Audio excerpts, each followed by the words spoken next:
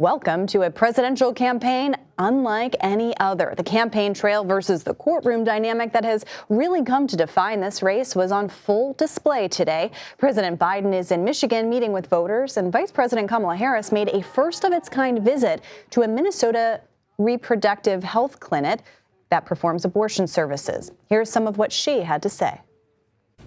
How dare these elected leaders believe they are in a better position to tell women what they need, to tell women what is in their best interest. We have to be a nation that trusts women.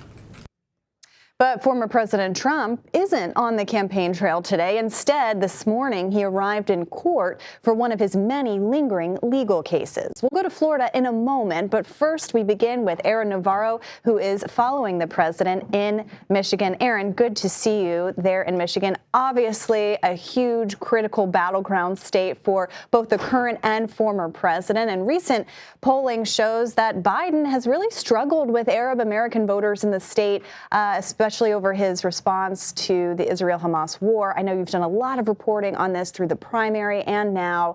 What's he hoping to accomplish with this trip now that he is in general election mode? Hi, Kaylin. Good to be with you. I'm here in the headquarters of the Saginaw Democratic Party, Saginaw County. This is a county that's essentially going to be a bellwether for the state. You have a core base of Democratic voters here in the city of Saginaw, surrounded by suburban, more moderate Republican voters. And by President Biden coming here, visiting the east side of Saginaw today, local leaders told me it's just a sign that he is acknowledging that he needs to tap into the Black community. He needs to show up and really kind of re-energize them ahead of what's, a rematch between Trump and Biden, where voters kind of know where they stand on their opinions of both of these men. But I'm being told that, the president coming here, listening to the voters, what they have to tell him is going to be really key as they kind of build up support in the Democratic base. Yeah, it's so interesting to see where he is deciding to go, and that tells us a lot about where they think the campaign is heading. I mean, he was also in Wisconsin yesterday, so he's been spending some time in the Midwest, of course, another big battleground state. How important is Wisconsin to his reelection bid? It's crucial. It's part of that blue wall that he needs. And I was speaking with the Democratic Party chair of Wisconsin yesterday, and I asked him, what's different this cycle in this rematch between Trump and Biden compared to in 2020?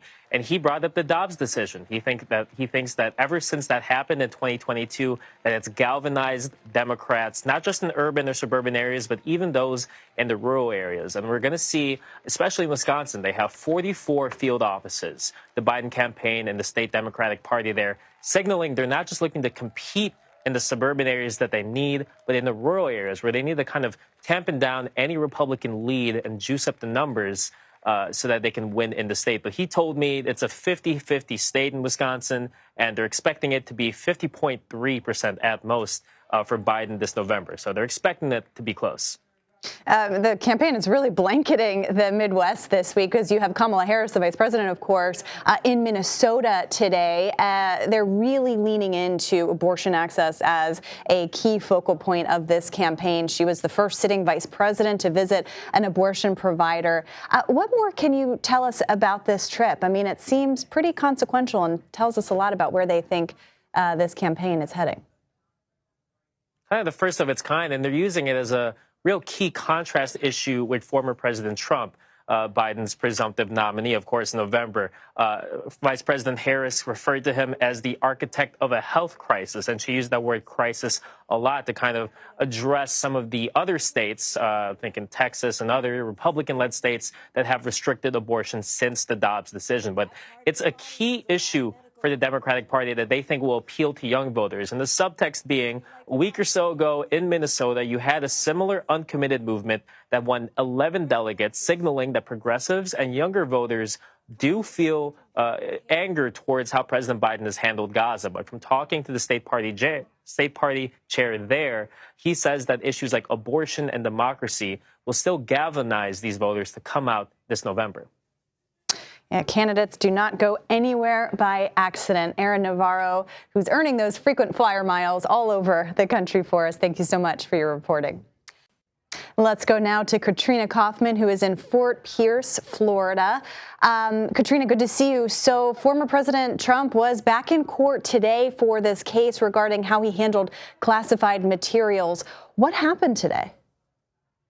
We heard arguments about 2 motions to dismiss on the Presidential Records Act and then another on the Espionage Act. Donald Trump says that the statute is unconstitutionally vague as applied to him. The judge had told us that she would be thinking over these motions and replying promptly, and she really did. She has already dismissed the motion to dismiss based on constitutional vagueness. Now, that doesn't mean that that's totally gone, but she sees this as a question for the jury. And this is really in line with what we were hearing in the courtroom today. She was asking both sides whether it was premature to be talking about this issue and whether this should really be presented as questions to the jury. She was going through different ways they could try to define terms in those jury questions as well. So it seems like this is something she really wants to weigh during the trial. That is a quick decision indeed. I also want to ask you about the hush money case, completely separate case that's in New York, because today the Manhattan District Attorney said he's willing to delay that trial for up to 30 days. I mean, that seems really significant. Why did he say that? That was very surprising news this afternoon. The reason that he's willing to delay the trial is that Trump's team has just received tens of thousands of pages of discovery. And he says that it's only fair to give them some time to look through those documents before the trial begins. Trump had actually wanted a 90-day delay or to even dismiss the case.